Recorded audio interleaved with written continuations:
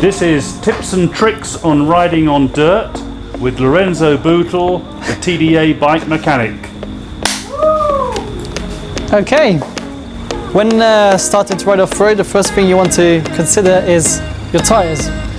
Which tyres should you choose?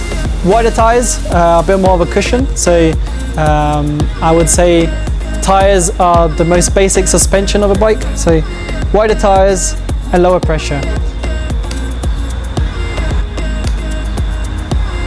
Brake modulation is very important. What you want to avoid is just pulling the brakes and keeping it that way, because the front and rear wheel are going to skid, your rotors are going to overheat, and you're going to glaze over your brake pads. Tap, so pull the brake, leave it, pull the brake, leave it.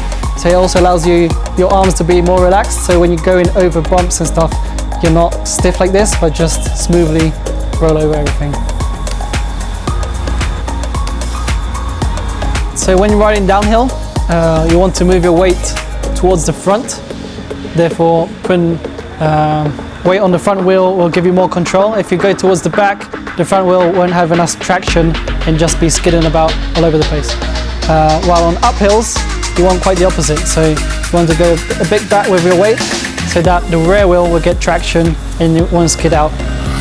Also, a good tip will be closing your elbows a bit and squeezing your glutes, especially on really steep stuff.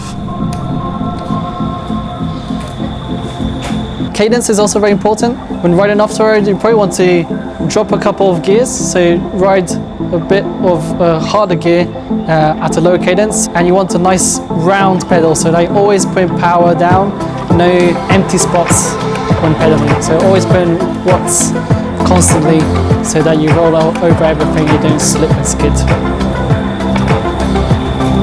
You always want to look ahead, probably like 50 to 100 meters ahead, and pick the best line, so the one with the least obstacles, so less potholes and least braking bumps, especially from cars, and you don't want that. So choose a line, that's usually the best option.